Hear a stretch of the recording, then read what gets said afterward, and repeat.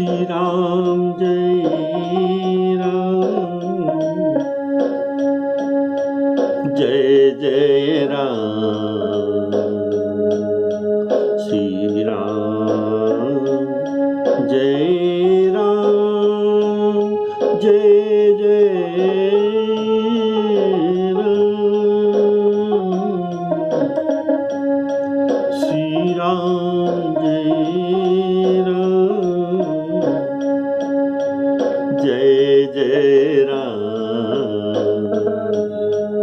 श्री राम जय राम, जय जय राम। आदरणीय श्रोता बंधुओं को सप्रेम राम राम कहते हुए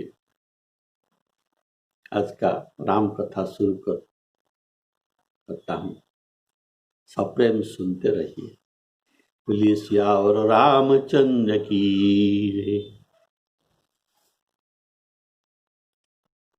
आप लोग पिछले कई एपिसोड से सीता अनुसुईया संवाद को सुन रहे थे। इसमें पतिव्रता धर्म के बारे में अनुसुईया जी सीता जी को शिक्षा दे रहे थे। अभी ये शिक्षा प्रसंग समाप्त हो गया। जानकी जी ने इनका सब उपदेश सुना पतिव्रता धर्म के बारे में। जानकी ने सुनकर उनको परम सुख मिला। जानकी जी परम सुख पाया और आदर के साथ उनके चरणों में सिर नवाया। तब कृपा की खान श्री रामचंद्र जी ने मुनि से कहा, अर्थात दोनों कार्यक्रम चल रहे थे, सीता जी और अनुसुईया जी का संवाद, राम और अत्रि के संवाद। इधर ये उनको प्रणाम करते हैं। इधर राम जी ने भी मुनि से कहा, प्रभु आपकी आज्ञा हो तो मैं अब दूसरी वन को जाऊं और मुझ पर निरंतर कृपा करते रहना और सेवक जानकर अपना स्नेह न छोड़ना। धर्म धुरंधर श्री राम जी के वचन सुनकर ज्ञानी मुनि प्रेम पूर्वक बोले,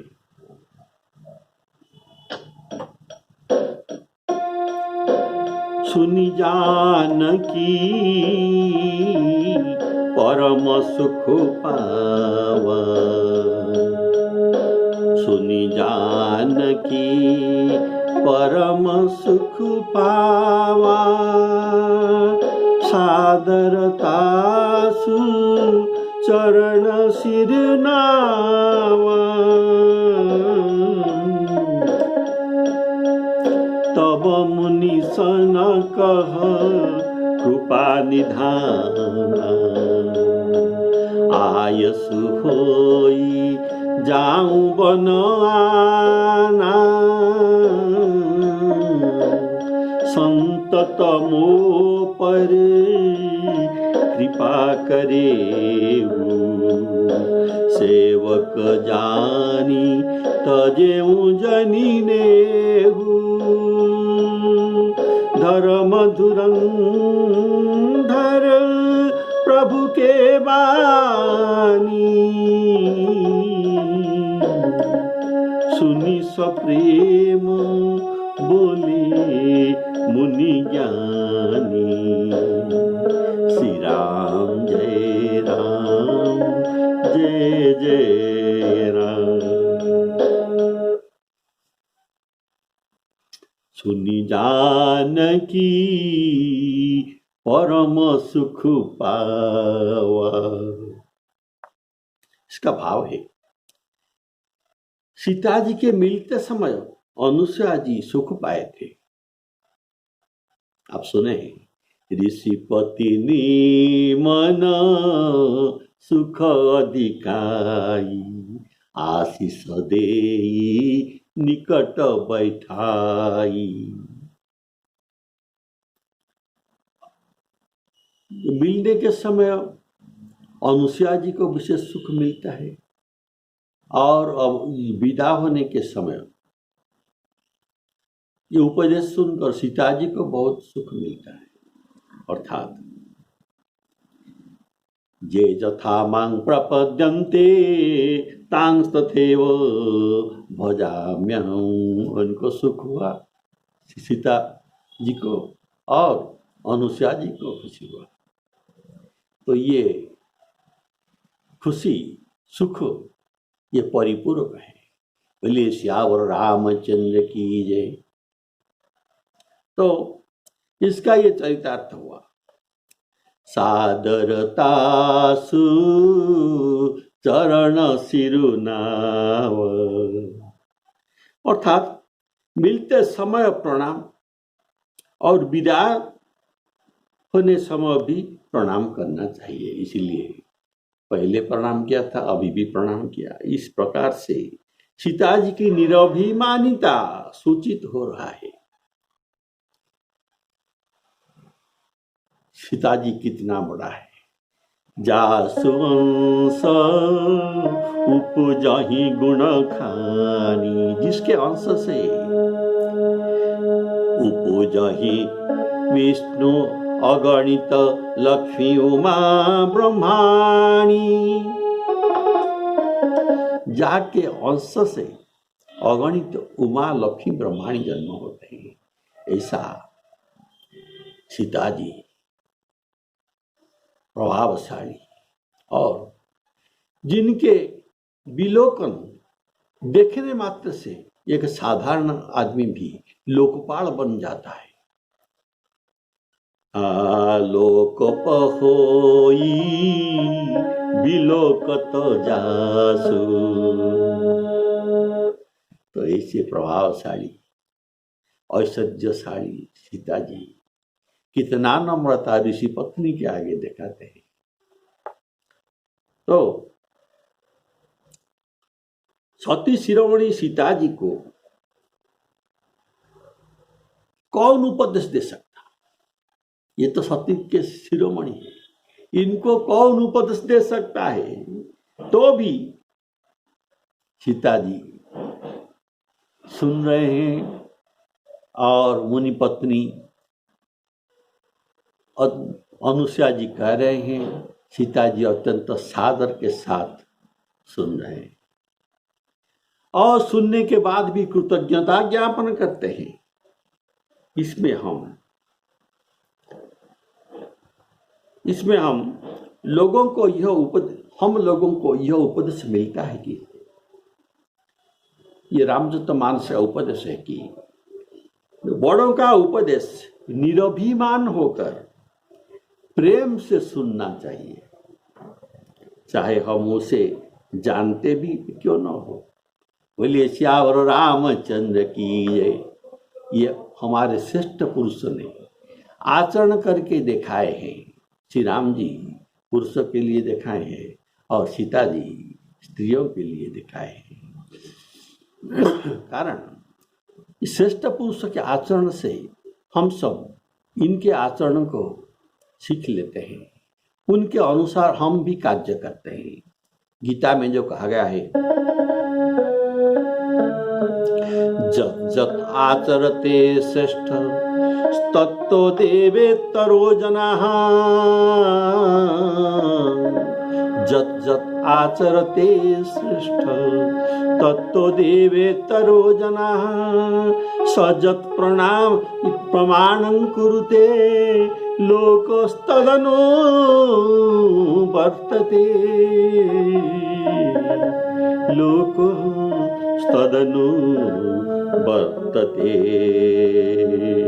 ऐसे श्री राम जी भी मुनि को कहते हैं, संतत मो पर कृपा करे हो। राम जी कह रहे हैं, प्रभु ऐसे कहने का भाव संतत दासन देहु बढ़ाई, दासों को ये बढ़ाई देते हैं और कहते हैं राम ते अधिक राम कर दासा। इसलिए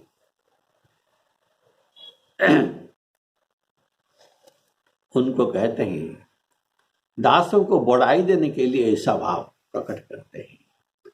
धर्म धुरंधर प्रभु के बानी, अर्थात ये राम जी कौन है? सब पर कृपा करने वाले हैं, सब पर राम जी कृपा करने वाले हैं। लेकिन मुनि अत्रि जी को कहते हैं संतत मो पर कृपा करे हो। ऐसा कहने का कारण ये धर्म धुरंधर है, इसीलिए मर्यादा को नहीं छोड़ते।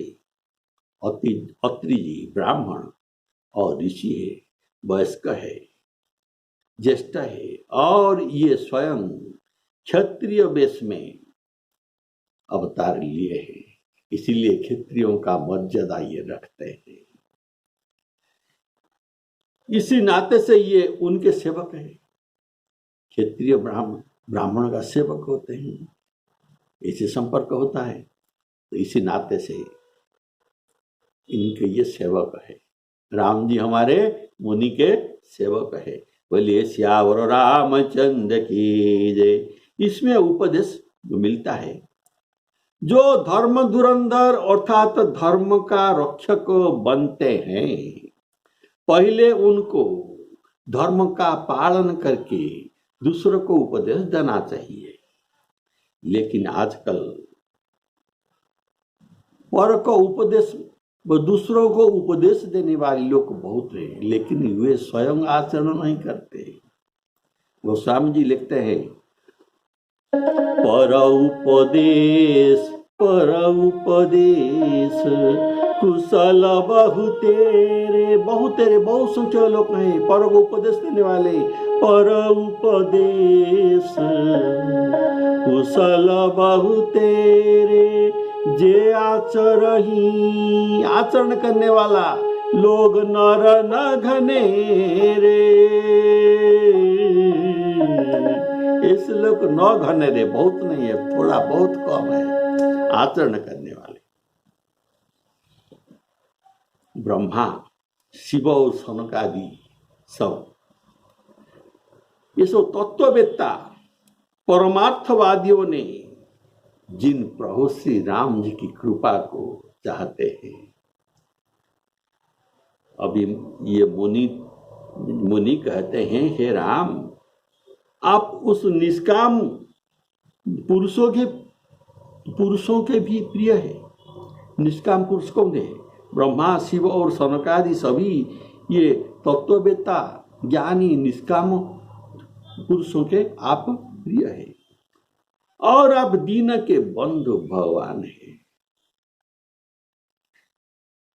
जो इस प्रकार कोमल वचन बोल रहे हैं, मुझ पर कृपा करते रहिए, लेकिन मैं तो दीन हूं, आप तो दीन बंधु है। दीन बंधु को दीन कैसे कृपा कर सकता है? इसलिए जो आपका स्वभाव है।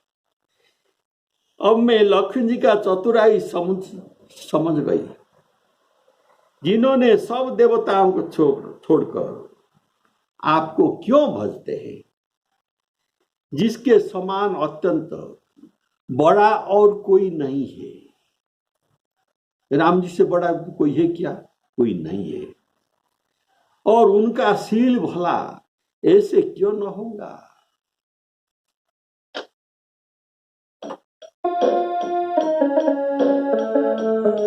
जासु कृपा अज ब्रह्मा शिव सनकादि, चहत सकल परमार्थवादी,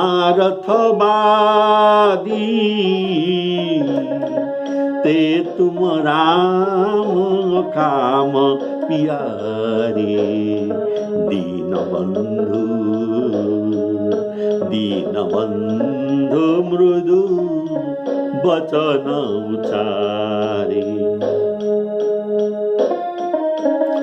अब जानी में श्री चतुराई, श्री लक्ष्मी जी, श्री चतुराई भजी तुम ही सब लोक बिहाई, भजी तुम ही सब देव बिहाई, जेहि समान अतिशय नहीं कोई, ताकर शील कसन सहोई। श्री राम जय राम, जय जय राम। जासु कृपा शिव सनकादि,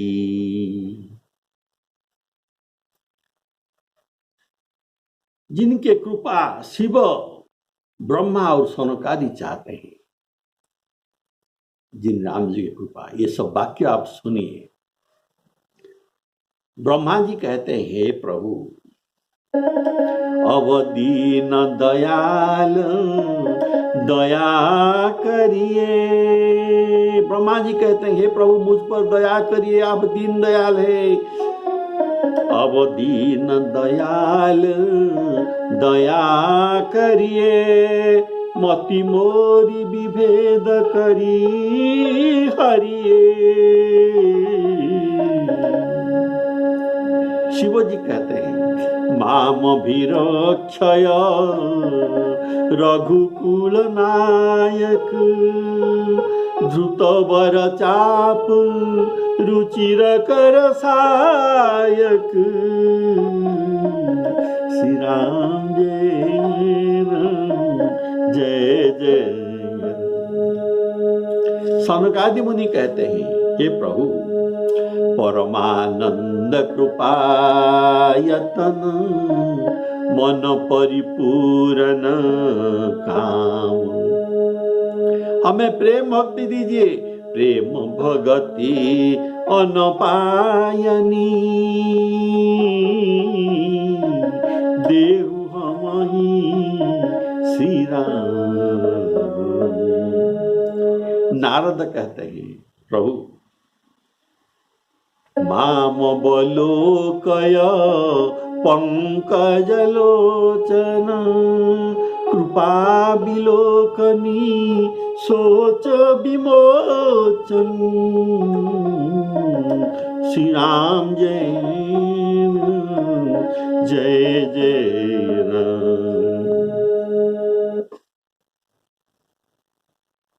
हमारे प्रवचन में इतना कुछ नहीं है, कुछ भी बात नहीं, लेकिन अवश्य मैं राम नाम का उच्चारण करता हूँ। संत इसको जरूर आदर करेंगे, क्योंकि ये राम नाम कर रहा है, इसके शब्दों में कुछ अर्थ नहीं है, लेकिन तो राम नाम तो कर रहे हैं। बोले श्यावर रामचंद्र की, इसलिए बार बार रामधुन कर रहा हूँ, जो सबका कल्याण करने वाले हैं और मेरा भी कल्याण करने वाले हैं।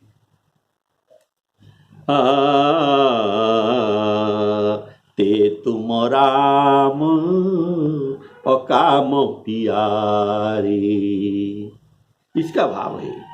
अर्थात आपको भजन करते आपका दास निष्काम हो जाता है। पहले उसके मन में कामना रहता है, लेकिन भजन करते करते ये निष्काम बन जाता है। जैसे विभीषण जब प्रभु के शरण में आ रहा था, तब उनके मन में था, प्रभु तो सर्वसमर्थ है, ये रावण को अवश्य वध करेंगे, तो लंका के राज्य किसको मिलेगा, ये मुझे ही देंगे। ऐसा मन में उनका भावना था।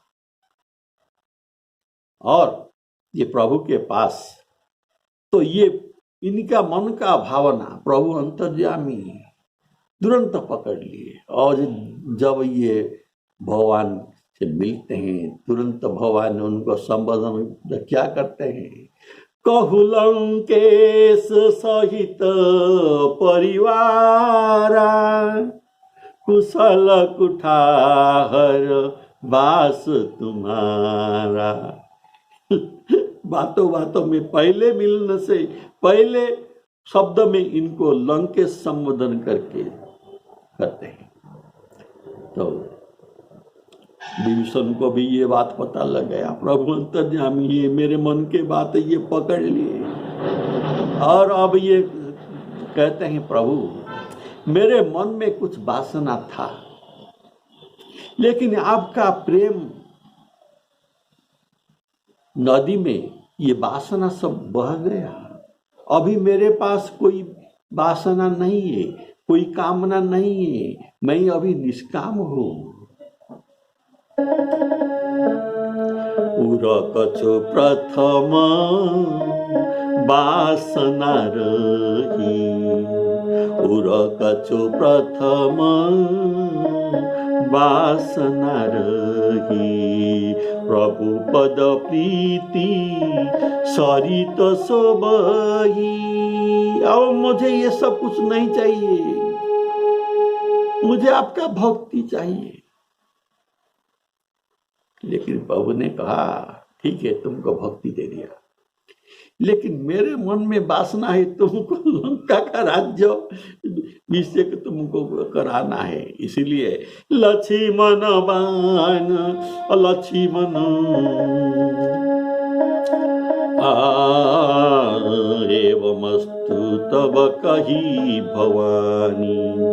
और लक्ष्मण जी कहते हैं तुम तीर्थ जल का जुगाड़ करो, समुद्र का जल, मैं अभी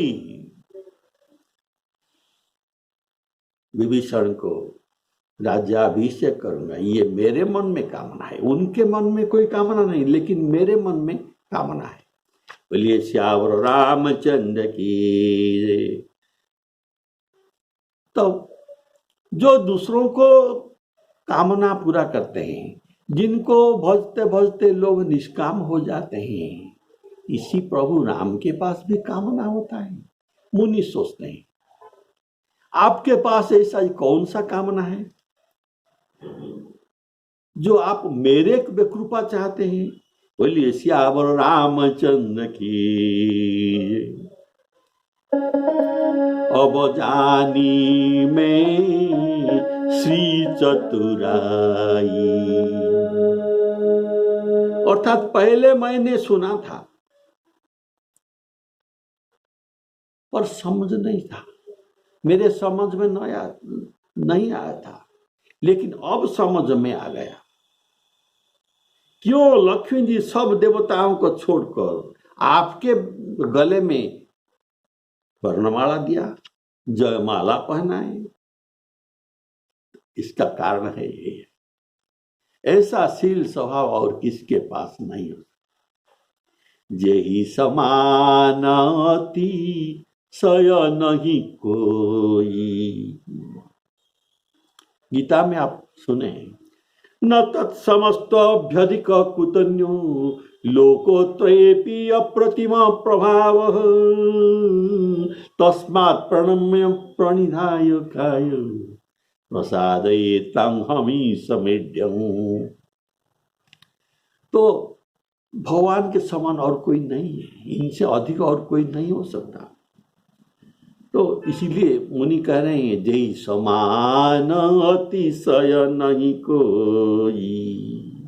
हे स्वामी, अत्रि मुनि को श्री राम जी कहते हैं अगर आपकी आज्ञा हो तो मैं दूसरी वन को जाऊं। इसका उत्तर में अत्रि मुनि कहते हैं हे राम, मैं किस प्रकार कहूं कि आप जाइए। हे नाथ, आप ही कहिए, आप तो अंतर्यामी हैं। ऐसा कहकर धीर मुनि प्रभु को देखने लगी। मुनि के नेत्रों से प्रेमाश्रुओं का जल बह रहा था।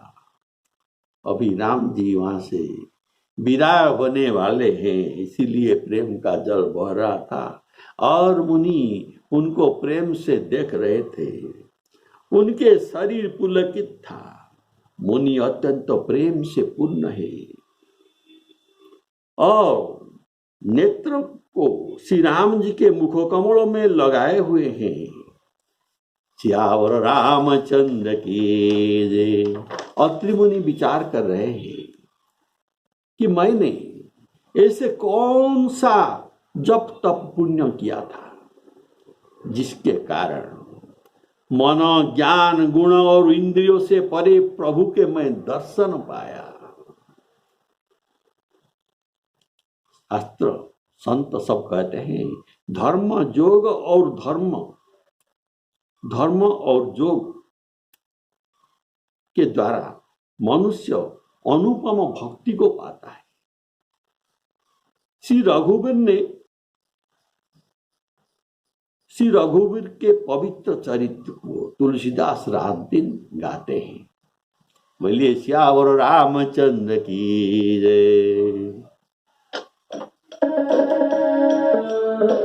जेहि समान अति सय नहीं कोई। बोलिए सियावर रामचंद्र की जय। केहि विधि कहूँ जाहु अब स्वामी। कहु नाथ तुम अंतर जामी।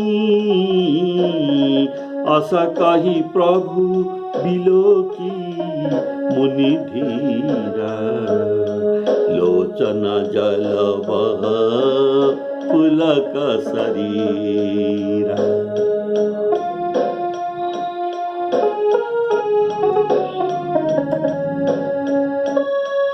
तन पुलक निर्भर प्रेम पूरन। नयन मुख पंकज दिए। मन ज्ञान गुण गोतीत प्रभु में। दीख जप तप का किए। जप जोग धर्म समूह ते नर। भगति अनुपम पावई।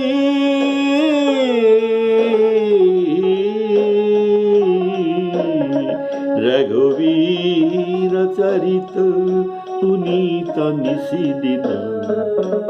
दास तुलसी गावई। केहि विधि कहूँ जाहु अब स्वामी। मुनि यह कहने का भाव अत्रि मुनि के जो भाव था राम जी पर ऐश्वर्य भाव था और माधुर्य भाव था।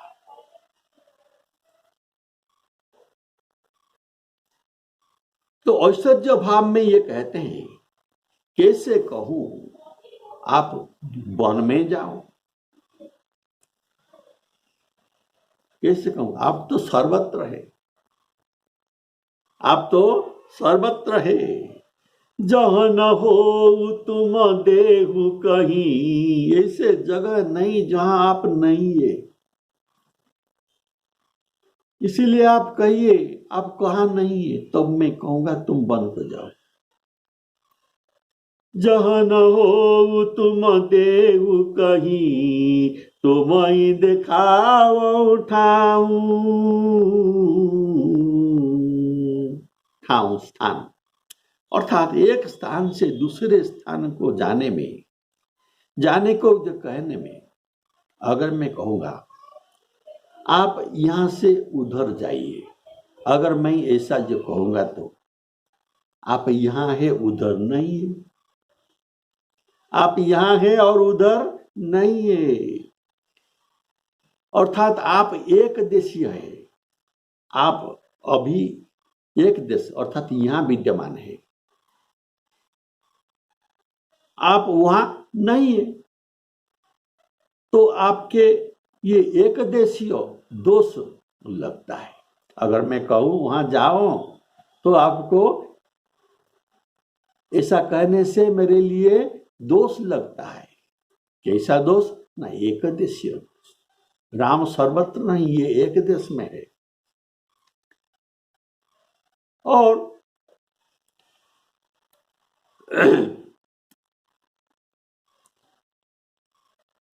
बोलिए श्यावर रामचंद्र की जय। कदाचित यह समझो कि मैं यह ऊपर से कह रहा हूं। नहीं प्रभु, ऐसा मैं ऊपर से नहीं कर रहा हूं, मैं अंतर से कह रहा हूं।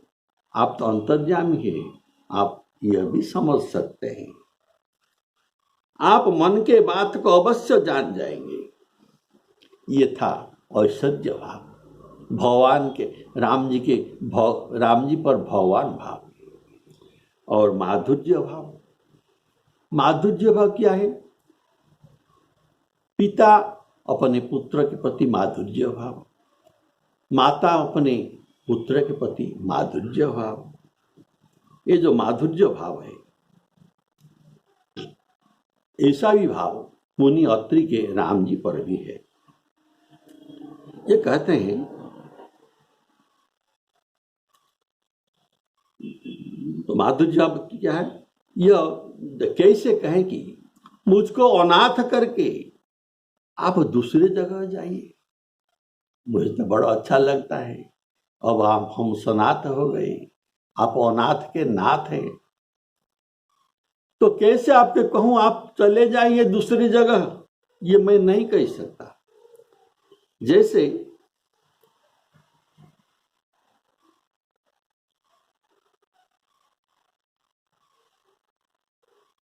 बोलिए श्यावर रामचंद्र की जय। तो कौशल्या माता राम जी को कहते हैं, राम जी कौशल्या माता से विदा मांगते हैं। तो कौशल्या माता उनको तो क्या कहते हैं? आप सुख में जाओ, हे बली राम जी, तुम सुख में वन को जाओ और हम सबको, परिवार को और अयोध्या गांव को अनाथ करके जाओ। अर्थात हम सब तुम्हारे जाने से हम सब अनाथ हो जाएंगे। ये है अनाथ का भाव। जाहु को सुखे न बनहि बलि जाऊं, करी अनाथ जन परिजन गाऊं। पुनः आप स्वामी हैं, सेवक स्वामी को जाने को कैसे कह सकता है? ये नहीं कह सकता। आप नाथ हैं, और नाथ के बिना सेवक अनाथ होकर कैसे रहना चाहेगा? ये सदा चाहेगा कि मेरे पास मेरे नाथ भी हो। यदि मैं कहूं कि मत जाइए, तो यह जो कहना भी अमंगल द्योतक है। मत जाइए, ऐसा भी नहीं कहना चाहिए। और जाइए अगर मैं कहूंगा, तो यह कहने से आपके साथ स्नेह नहीं है, तो मेरे भाव में स्नेह शून्यता परिलक्षित होगा। अगर मैं कहूं ठहरो, अगर ठहरो कहूं, तो ऐसा लोग कहेंगे मुनि कितना बड़ा है, ये प्रभु के ऊपर प्रभुत्व प्रकाश करते हैं और उनको ठहर बोल के जो कहते हैं, तो ये कहने से प्रभुता पाई जाती है। तो हे देव, जैसे आपके रुचि हो वैसा ही कीजिए। बोलिए श्यावर रामचंद्र की जय। अगर मैं ऐसा कहूं तो जैसा रुचि है वैसा कीजिए, इसमें उदासीन परिलक्षित होता है। लोग कहते हैं ये उदासीन है, इनके रहने न रहने का इनका कोई ये भाव नहीं है। और तो आप अंतर्यामी है, मैं कुछ नहीं कर सकता, मैं आपको कुछ कह नहीं सकता। बोलिए श्यावर रामचंद्र की जय। प्रभु जो कहते हैं, दीख जप तप का किए, अर्थात प्रभु का दर्शन तो समस्त साधनों का फल है, समस्त साधनों का फल है। आज मेरा तीर्थ वास जप तप सब सुफल हो गया, और समस्त साधन भी सफल हो गया जो मैं आपको अवलोकन करता हूँ, दर्शन करता हूँ। जितना सब साधन है, सब साधनों का सुंदर फल यही है कि राम लक्ष्मण सीता के दर्शन पा जाना।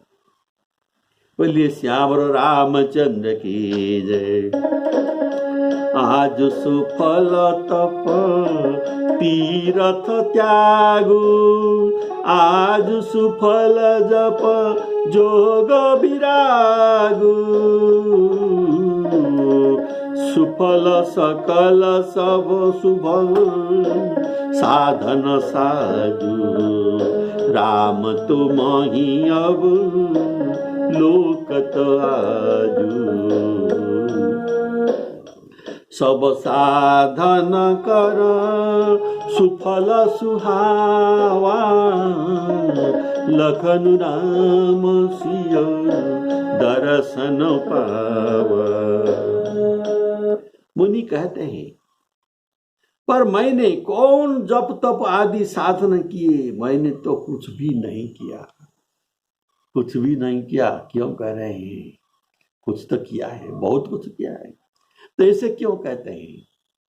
मैंने कुछ भी नहीं किया, अर्थात जो कुछ किया तत्क्षणात भगवान को समर्पण कर दिया था। अभी पास में बैलेंस नहीं है।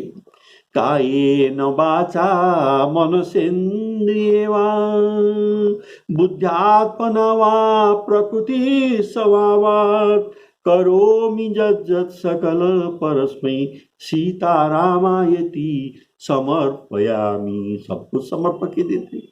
तो अभी कुछ बचा नहीं था, इसीलिए ये कहते हैं मैंने कुछ नहीं किया। अब मुझे कौन से साधन के द्वारा, जैसे अर्जुन प्रभु को जो पूछते हैं, हे प्रभु आपने मुझे विश्वरूप दिखाया, तो मेरा कौन सा साधन के बल में आपने मुझे ये विश्वरूप दिखाया?